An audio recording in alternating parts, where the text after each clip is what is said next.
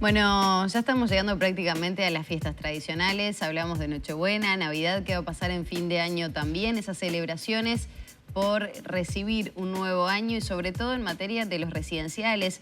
Hubo una reunión con autoridades del Ministerio de Salud Pública. Estamos hablando de los hogares de larga estadía para las personas mayores. Bueno, ¿qué protocolo se va a establecer? ¿Qué diferencia hay con el año anterior, teniendo en cuenta además que la situación sanitaria es distinta, que el plan de vacunación alcanzó prácticamente a la totalidad de quienes residen allí? Entrevistamos en esta mañana a Juan Esparcov, que es vocero de la Asociación de Residenciales del Adulto Mayor. Esparcov, buenos días, le iba a decir buenas tardes, ¿cómo anda? Buenos días, ¿cómo les va? Muchas gracias por la invitación.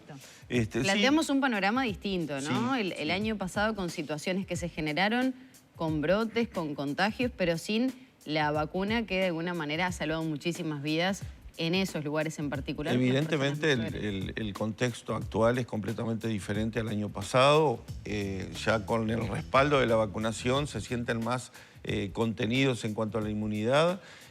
Superamos el 90% de vacunación en la mayoría de los residenciales, al menos en cuanto a personal y adultos mayores. ¿Con primera dosis, segunda, tercera? Con tercera dosis. Con tercera dosis. Fuimos los primeros en la meta de llegar a la tercera dosis, y aquellos residenciales que todavía no han llegado es porque en su momento tuvieron algún brote o tuvieron algún foco y se saltea para unos días más. No, y aparte porque esas personas necesitan una determinada cantidad de tiempo para poder Y ser eso es lo vacunadas. otro. La agenda la mantiene el Ministerio de Salud Pública, es automático, llegan, avisan el día antes, hay una vacunación para hacer, hay a una persona o a dos, porque todos tienen diferentes fechas en algunos casos cuando la primera dosis fue desfasada. Y bueno, la expectativa es superior en cuanto a los adultos mayores, porque desde el 1 de septiembre, si bien están autorizadas las salidas en burbujas familiares, hoy por hoy hay que agregarle las fiestas. Y para ello, el Ministerio de Salud Pública nos convocó para informarnos hace unos días, la doctora Giudici, de algunos lineamientos o sugerencias que nosotros tendríamos que hacerle a la familia como directores técnicos. Básicamente lo que nos pidió fue que todo gire en torno al sentido común del director técnico. Cada director técnico es el responsable dentro del residencial del manejo, el funcionamiento, el conocimiento de la planta física y sobre todo el conocimiento de cada uno de los adultos mayores. Por lo tanto, es el director técnico el que va a saber cómo guiarlos uno por uno en cuanto a la salida. Las dos recomendaciones más importantes que nos hizo fue en cuanto a las visitas de extranjeros. Aquellos familiares que vienen del exterior tienen que pasar 7 días lejos de ellos, en un contacto no cercano en lo posible, y recién ahí, a partir del 7º día, autorizar o permitir el encuentro. Y ¿Eso cuenta también para el ingreso al residencial? Para el ingreso al residencial, no antes de los 7 días. Claro. Cuando viene de visita, en el caso de los residentes que no puedan salir por determinados problemas físicos o mentales, el familiar que viene del exterior tiene que esperar en cuarentena o por lo menos alejado del residencial 7 días. Hoy ya no se está pidiendo PCR para los turistas. Y la segunda recomendación que nos pareció diferente a lo demás es cuanto a que en septiembre no hubo protocolo de retorno de una salida de un residente al residencial. Y en este caso sí hay un protocolo. ¿Y en qué consta el protocolo? Consideramos en una separación o aislamiento del resto de los residentes. ¿De qué manera?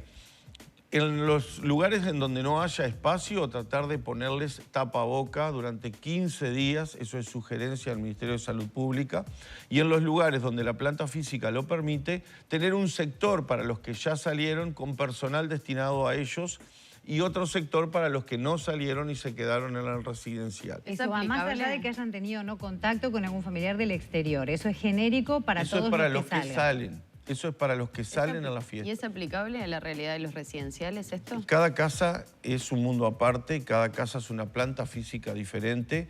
Es prácticamente imposible mantener a un residente dentro de su propia casa con un tapabocas, es imposible. Por lo tanto, vamos a apelar a hacer un esfuerzo a por lo menos mantenerlo la primera semana, los primeros 5 días, en esa separación o aislamiento que Consideramos que puede llegar a ser hasta una penalización por haber salido, porque la vida normal dentro de su propia casa debería de ser libre de tapabocas. El personal de cuidados sí debe tenerlo siempre.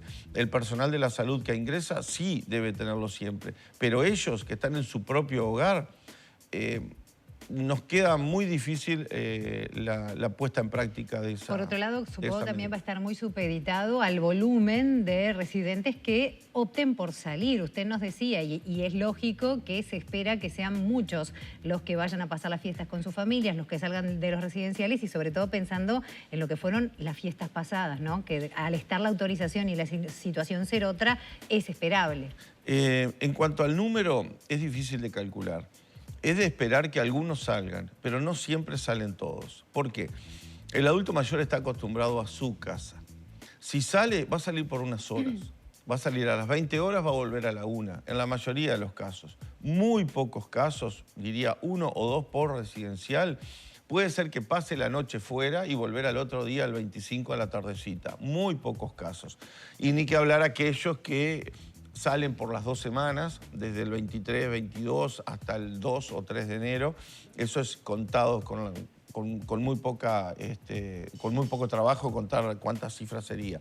La mayoría va a permanecer en el residencial y la salida se supone que tenemos que apelar a la buena voluntad de la familia que lo va a llevar, a la burbuja familiar que se mantenga, no llevarlo a espectáculos públicos, no llevarlo a restaurantes, y si es posible y los quieren llevar, no está prohibido, pero sugiere el ministerio que nosotros le digamos o le sugerimos a la familia que lo lleven a lugares abiertos, restaurantes con mesas al aire libre o cualquier otro lugar que pueda ser al aire libre para compartir con ellos un rato. ¿Hay alguna otra recomendación o aspecto a tener en cuenta por parte de las familias, más allá de eso que acaba de señalar? ¿Alguna otra recomendación que hagan las autoridades, pensando sobre todo en estas fechas particulares?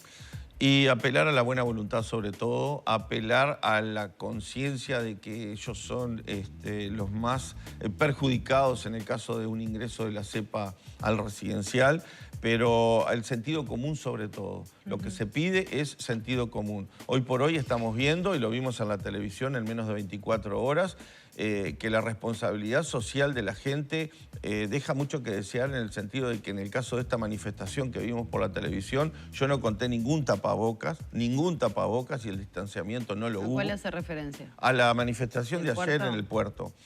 No se vio un tapabocas, no se vio un distanciamiento social. Eso es un foco de contagio en el caso de que uno de ellos lo pueda tener. Esos son perjuicios para una población que tenemos cautiva nosotros y que son los más directamente perjudicados en el caso de ingresar un virus. Por lo tanto, creemos que hay una inequidad en cuanto a derechos para uno, deberes y obligaciones para otros. Sugerimos sí a la familia que la contengan, que puedan salir, que estén al aire libre y todo lo demás. Pero más de eso, de la puerta para afuera del residencial, no podemos hacer más nada. Justamente le quería preguntar eso. ¿Cómo están tomando las familias esas recomendaciones, esos recaudos? Porque como usted decía, se puede ir hasta cierto punto, no es algo que sea 100% obligatorio o que haya que pagar una multa, por ponerle un ejemplo. ¿Cómo se hace para poder equiparar esas dos necesidades? Por un lado la de la familia, por el otro la de la salud o preservar a los demás. Muy colaboradores. La familia colabora prácticamente sin objetar absolutamente nada. Colabora en cuanto a la agenda de visitas, porque el protocolo de agenda se continúa. Colabora en cuanto a la responsabilidad personal de decir que no ha tenido contacto con nadie del exterior. Firma el consentimiento informado o la declaración jurada al ingreso. Colabora en cuanto a los horarios de visita. Colabora en cuanto al tiempo. Colabora en cuanto al volumen de gente que viene a visitarlos. No vienen 10, vienen 2, 3. Antes se podía solo 1, ahora se abrieron las puertas para más. La familia es la más preocupada o la que se preocupa más por el adulto mayor y contiene al residencial. Trabajan cuerpo a cuerpo, funcionarios sobre todo y familiares en cuanto a no cometer errores y en cuanto a preguntar siempre y estar a la orden siempre. Y en la misma línea de eso, ¿cómo está la situación sanitaria hoy en residenciales? ¿Hay algún brote? ¿Se ha registrado algún contagio? Bueno, se nos habló en esta reunión que hay 9 residenciales a nivel de todo el país con casos positivos, de los cuales 6 de ellos es lo que se considera un brote. En la parte científica, hablándolo así, más de 2 personas ya se considera un brote, que no es de alarmar para nada. 3 de ellos pueden tener un solo residente o funcionario con caso positivo. El hecho de decir que hay un brote no es alarma ni nada por el estilo, simplemente que es de cuidado, contención y vigilancia. Hay que estar a la orden. ¿Y el estado de salud de esas personas? Porque antes decir un brote en un residencial era una cosa y hoy con el 90% de tanto de los residentes como del personal vacunado es otra, me imagino. Completamente diferente. Están internados, están graves. Es menos florido la sintomatología de un paciente con COVID en el caso de los vacunados y pasa a ser tomado como si fuera una gripe 2 años atrás o 3 años atrás. El tema es que el porcentaje de residenciales contagiados en este momento o con casos COVID en este momento es el mismo número que se viene dando desde hace tiempo. No hay gran opinión ni se nos comentó más nada. Farco, quiero aprovechar también a consultarle, hablando justamente de los cambios a nivel de la situación sanitaria, y usted lo decía recién, antes podía ingresar un familiar solo, ahora son 3. El contacto y la interacción con la familia y con personas allegadas, su vínculo tal vez más cercano, es distinto en este último año o en estos últimos meses. ¿Se nota también un cambio en la actitud, en cómo vienen llevando esta pandemia los adultos mayores con tal vez tener un poco más de cercanía con su gente? Prácticamente no se dan cuenta ellos en cuanto a que ha ido evolucionando la permisividad de acciones en el entorno al residencial, porque nosotros no le hemos dado motivos de desconfianza. Siempre los tuvimos contenidos, siempre los tuvimos con actividades. Bueno, pero una cosa es ver a un familiar una vez cada tanto y ahora tener más tiempo, poder salir. Yo me imagino que la vida se va llevando de otra manera. Por supuesto que sí, hay que ver qué número de residentes tiene un residencial que sean hábiles para poder salir o lúcidos como para poder interpretarlo. Pero obvio que sí, hay una diferencia, hay un antes y un después. Hay una visita de más de 2 o 3 personas en donde ya no se habla más del tiempo. Ahora se habla de la familia, de los primos, de los tíos. Hay otro tipo de conversaciones. Las visitas duran un poquito más porque al haber 2 o 3 es más amena, más llevadera. Y ellos lo notan a eso. Es más, viene visita para un familiar y los demás participan también de esa familia porque son caras nuevas que están viendo en el residencial. Y ya en línea con eso, al día de hoy, ¿ha cambiado? ¿Cuántos residentes hay en centros de larga estadía? ¿Cuántos centros de larga estadía están? ¿Cómo vienen con el tema de las habilitaciones, que ha sido siempre un tema con respecto a los residenciales? Bueno, se está notando ahora un movimiento mayor en cuanto a inspecciones. Hay inspecciones mucho más seguidas, hay inspecciones tanto del MIDES como del Ministerio de Salud Pública, muy amenas, muy certeras, muy educadoras, por así decirlo, porque sugieren dónde están los detalles que hay que mejorar. Se está cumpliendo, por lo menos estamos viendo que hay movimiento en cuanto a inspecciones. No hemos sentido de irregularidades grandes. No se ha sentido tampoco el cierre de ningún residencial en este momento por algún caso grave y puntual. Pero tenemos sí un seguimiento diferente a años anteriores, una vigilancia diferente a años anteriores y una contención, por supuesto, notable, y se ve desde el momento que de la Subdirección de Salud del Ministerio de Salud Pública se nos convoca para transmitirnos primero a nosotros y en breve hacerlo público cuáles son las medidas que se van a tomar y cuál es la opinión nuestra, porque somos bien escuchados. Intercambiamos ideas, proponemos y sugerimos cosas y creemos en eso que nos sentimos contenido por parte del Ministerio. ¿Cuántos residenciales hay hoy? No, cifra exacta no la tengo. En promedio, para tener una idea en todo el país.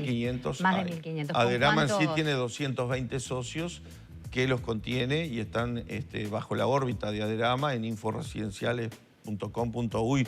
Puede encontrar la familia, el residencial que quiera elegir para su barrio, para su zona o para donde quiera ingresar a un residente. Notamos que ha habido un aumento, al menos en Aderama se ha visto mucho movimiento, mucha consulta, muchos ingresos de gente que tenía miedo a ingresar. Ahora lo estamos notando que tiene más confianza. Nosotros somos cara visible, saben a dónde recurrir en el caso que tengan alguna duda y se sienten bastante protegidos y se sienten bien contenidos. Farco, me quedó pendiente una pregunta respecto a la vacunación y ya nos tenemos que despedir. ¿Hubo efectos adversos entre los internos o entre las personas que trabajan en los residenciales? Hubo efectos adversos, mínimos, pero hubo efectos adversos. ¿De qué características? Por ejemplo, un decaimiento general a las 24 o 48 horas. Hubo en algunos una exacerbación de algunas patologías previas de índole respiratorio. ¿Que fueron pasajeras o se mantuvieron? Fueron pasajeras y en algunos de ellos quedaron con alguna secuela respiratoria, pero gravedad no tenemos al menos ninguna denuncia o ninguna asociación con la vacunación, porque convengamos, antes de la vacunación y antes de la pandemia existían otras enfermedades que durante la pandemia se dejaron pasar por alto y hoy están repercutiendo al doble de intensidad que antes, porque pasó mucho tiempo sin que consultaran. Y hay también patologías asociadas con el encierro, con el alejamiento de sus familiares. Por eso te lo consultaba hace un ratito, si había cambiado en este último tiempo. Y aparte de eso, el tema de las reacciones a la tercera dosis, que la vimos más marcada que en la segunda dosis. Al menos en los residenciales en donde yo me encuentro, se han visto patologías asociadas leves, pero se encuentran. Muchas gracias. Gracias a ustedes y a las órdenes. Gracias. Era Juan Esparcó, vocero de la Asociación de Residenciales del Adulto Mayor, teniendo en cuenta lo que son estos protocolos de cara a la fiesta y obviamente ya aprovechamos a abordar otras temáticas.